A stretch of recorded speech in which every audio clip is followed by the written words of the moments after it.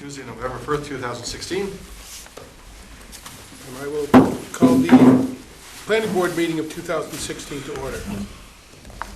First item on the agenda, interview candidates for planning board vacancy. Yep. All candidates, please come forward. Is it? Yeah. I think the mic. You have to go up to the Oh, the mic. podium. You'll get used to that. Should be. Hi. Hello. Well, welcome. Name, rank, and serial number. So As long as I give don't us use my your social name and a little bit about your background, and then we'll ask you some questions. My name's Pam Harding-Barron. I live in North Falmouth on Rockledge Drive, and we have been very happy residents here since September of last year.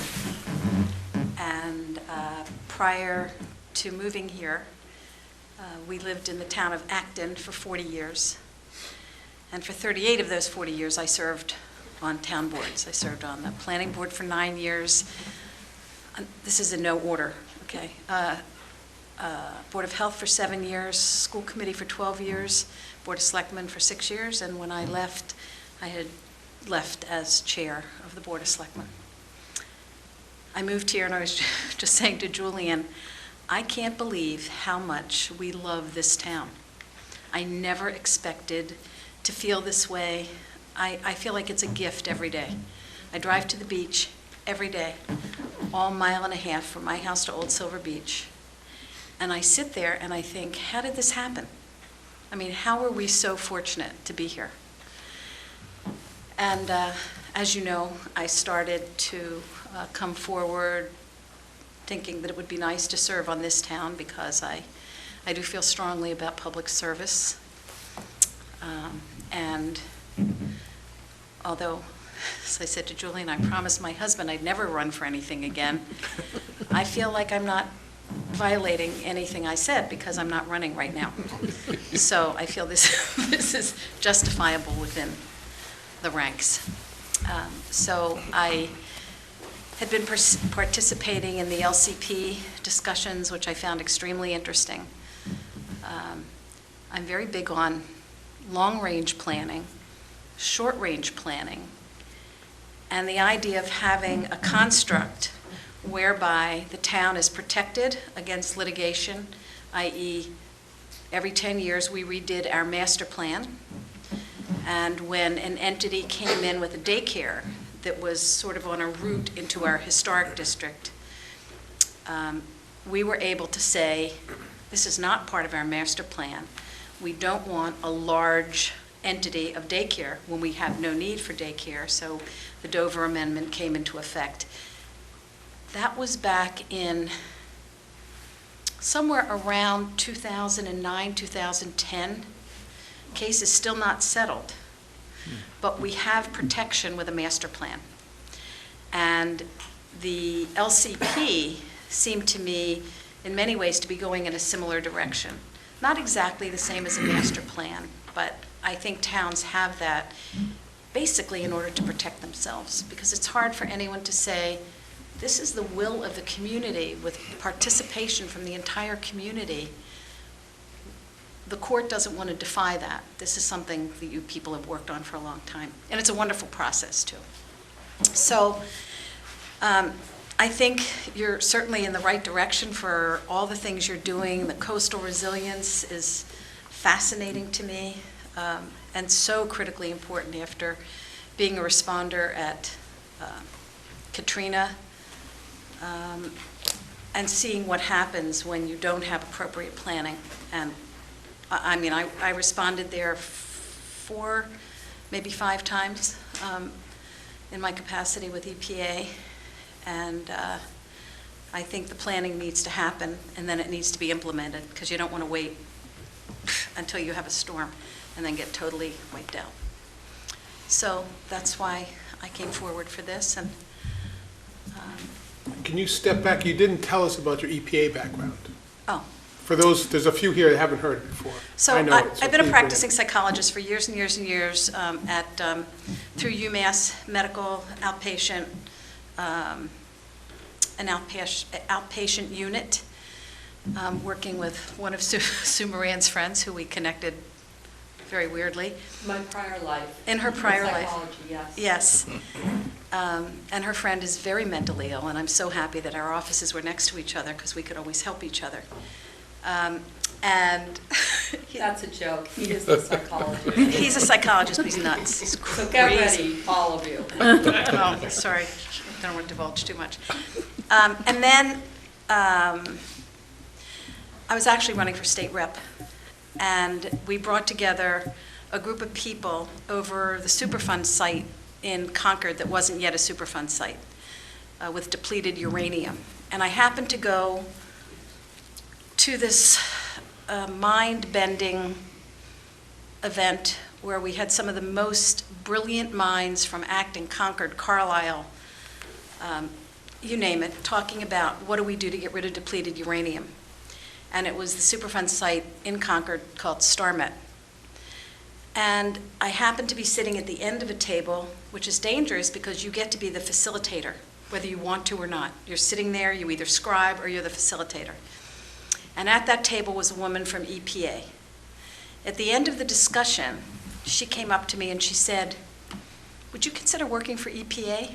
I know you were on the ACES group, which was Acton Citizens for Environmental Safety, because we had a Superfund site in Acton."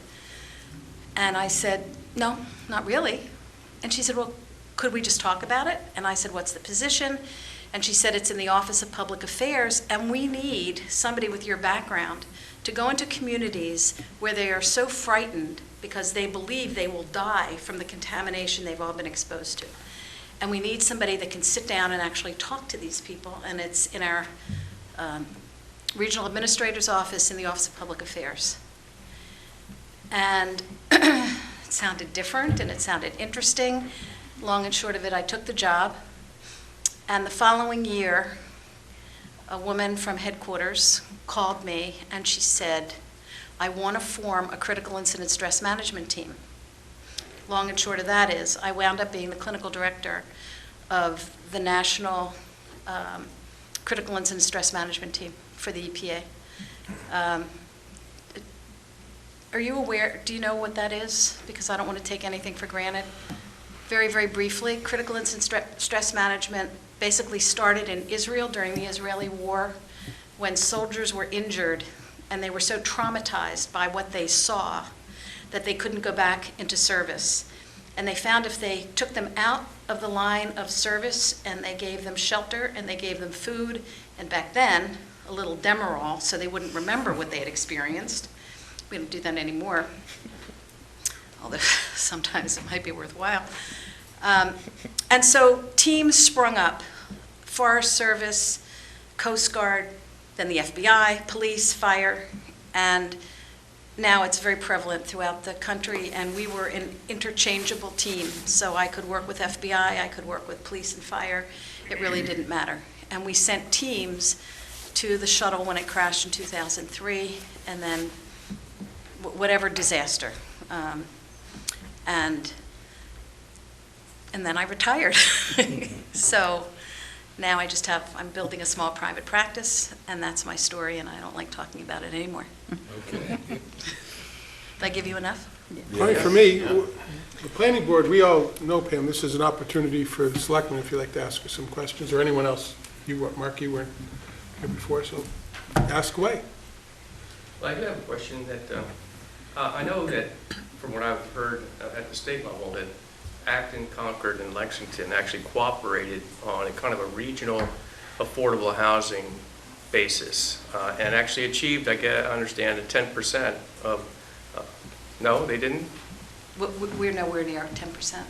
Okay. We're getting misinformation. there. But anyway. Avalon built a large development of apartments, and we thought that might tip us, but I think when I left, we were at something like 6.2%, but don't quote me. Okay. My question, though, is that kind of experience, might it help us in addressing the affordable housing needs that we have here in Falmouth and certainly all the other municipalities here on Cape Cod? I would like to think so, being on that committee. I think they're doing a terrific job, but I love pulling from other communities because I don't think anyone can live in a vacuum. And I think if people have been successful meeting their 10%, but for more reasons than just so you don't have to deal with 40B, for the basic reason that it's a humanity issue. And that we want people to work here and live here, and they have to be able to afford to live here and work here. And if we don't have people working here, then very honestly, as I look around, who's going to take care of all of us? Because it's not going to be 60-year-olds taking care of 60-year-olds or 70-year-olds. And so I think there's been a lot of work, and with very strong legislative leads from people like Jamie Eldridge, who's been our state senator for years, really pushing and pushing and pushing for affordable housing. And I think we have a lot to do, but I think there are ways to do it. Well, the comment I'd make is that this is not the first time we've talked to Pamela before, and we did not appoint you, unfortunately, last time, or fortunately, but I'm so thrilled that you were willing to put yourself forward again, because you have tremendous qualifications for this position. Thank you.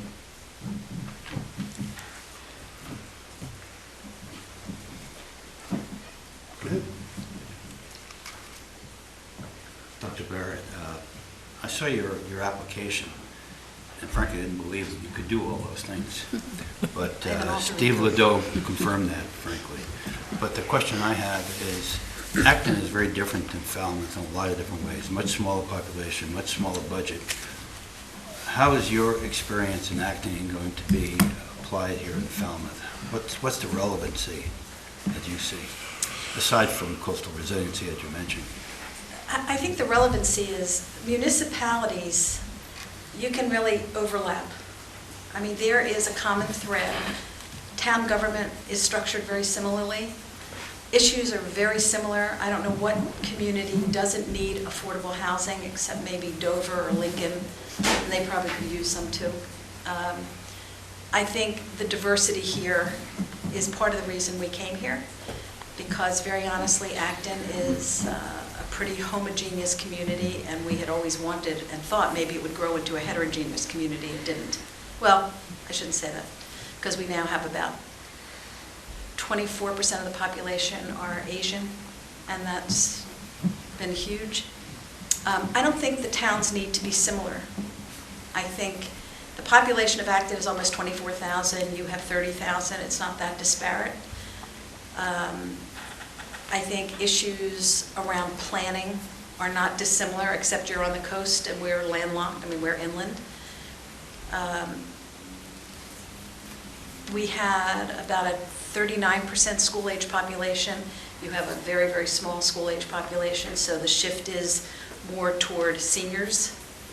And I think that that's where, I don't know, maybe because one day I'll be one, but I do think that that's going to be a very, very, very important path to follow as the town moves ahead, is what do you do with all these people that are getting really old, and how do you accommodate them through housing, through bringing young people in, which means you might have to get FiOS or something, or else they're not going to come with the internet system that we have here.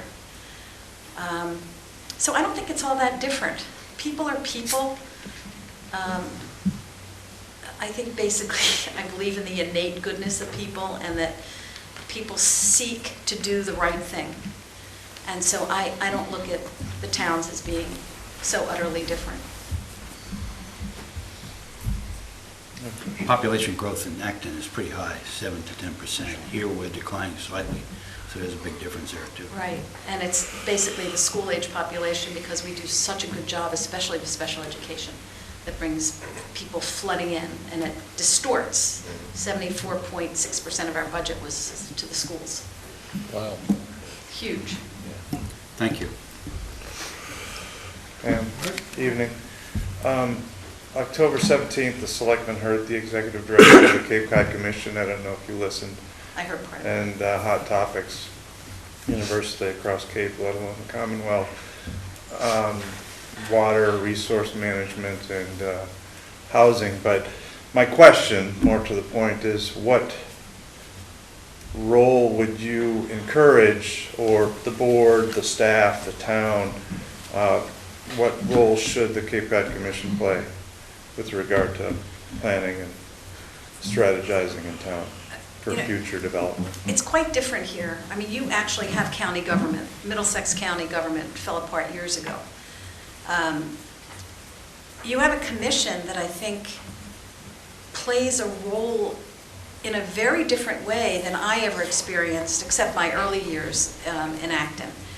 But you have people that they have resources, they have money, they have the ability, I think, to really help all the cities and towns, but I don't know how much outreach, for example, Falmouth actually does to the commission. I know, just talking to some of the commission members, that they're very excited about what they do. And I think we ought to tap into them more, right? Because I think they have a plethora of information that we could use. Thank you.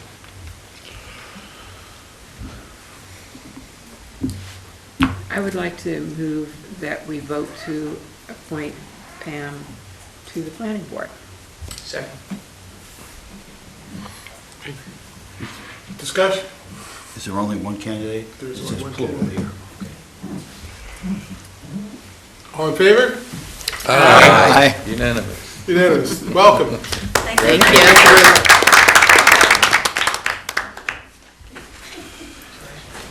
I move the Board of Selectmen meeting be adjourned. Second? All those in favor say aye.